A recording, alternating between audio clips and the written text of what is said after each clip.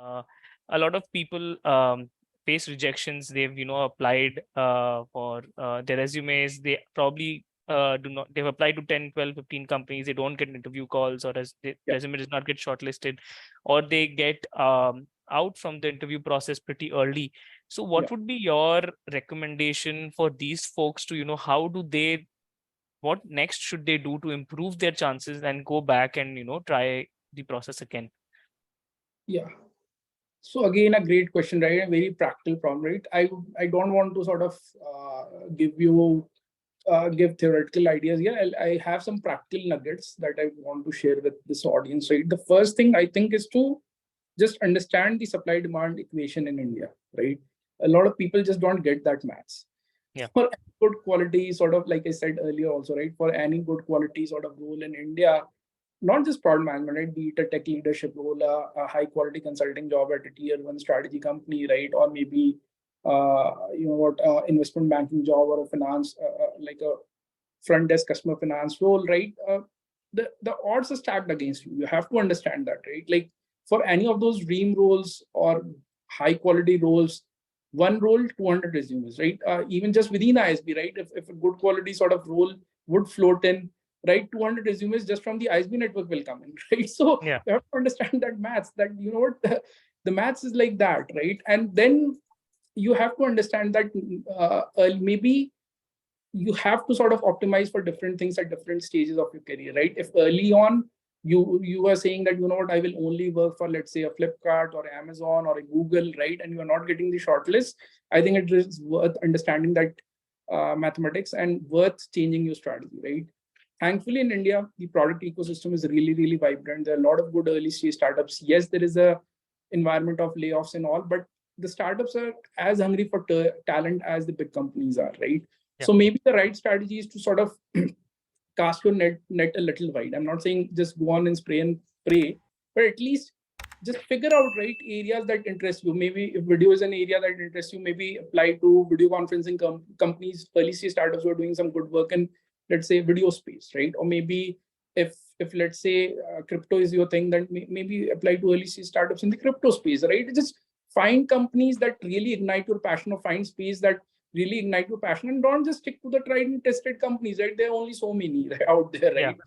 right? Go for Series A startups, Series B startups. Even if, like, what is the fear, right? Even if you get laid off 2 years later, you would still have good work experience to talk about, right? You would have spent 2 years in a fast moving environment. You would have picked up so much stuff that probably you would not probably even get in a large established organization, right? So what's the fear, right? Why worry so much, right? So one thing, right? The second thing, like I already touched upon, is, right, show some initiative, right?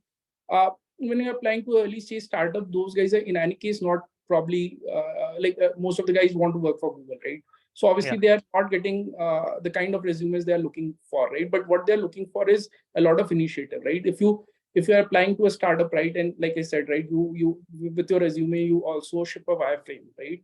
Telling Yeah. them these are the different ways in which you could potentially improve your product, right? If nothing, you have done customer research and passing on to them certain personas that, these are certain personas that you're probably already targeting. These are certain areas where there are good pockets of growth, but you're not targeting, right?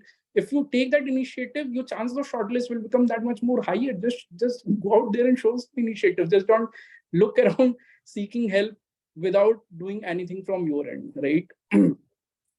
Right. And then third thing is, everyone knows that, but I don't know, not a whole lot of people put in that effort, right? Build that, like I said, right? Build that network, right? Go speak to people, not just for getting a referral. Just try and pick their brains to understand the problem spaces that they're working on, and demonstrate your own sort of thinking capabilities in that discussion.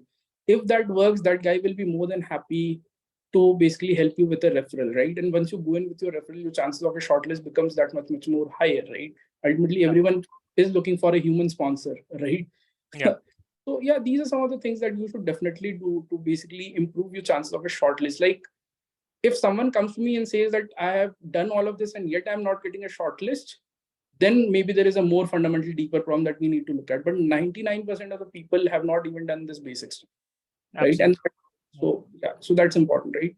Now it comes to the when it comes to the actual interview, right? So covering the second part of it, right? I think what people don't realize is that interviewing and being good at your job and not exactly the same skill set, right? A lot of people I know, and in fact, I probably was also in the same camp maybe few years back, right? uh, you might be great at your day job, but that does not necessarily mean that you are going to be great at interviewing and cracking your dream roles at every damn company that you lay your eyes on, right? Yeah. There's a certain way. I think people don't realize there's a certain way in which you need to communicate your ideas. There's a certain way in which you need to structure your ideas. There's a certain way. There are cultural nuances, right? For example, when you're interviewing with a European company, you have to speak slow. You like Indians tend to speak very, very fast, right?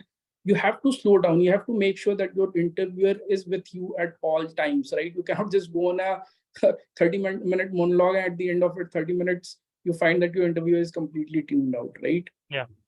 Indian candidates are always in solutioning mode.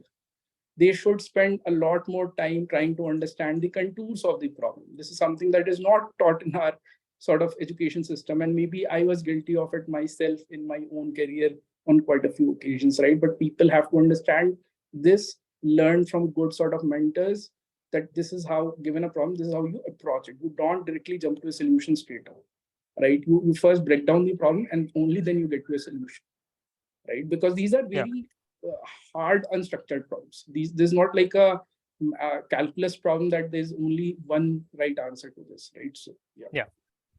No, absolutely. I think a lot of these tips are really helpful, and I think this should really help for folks who are sort of still struggling to get into roles, be it CV or interviews. I think these are some of really good helpful tips that they can implement.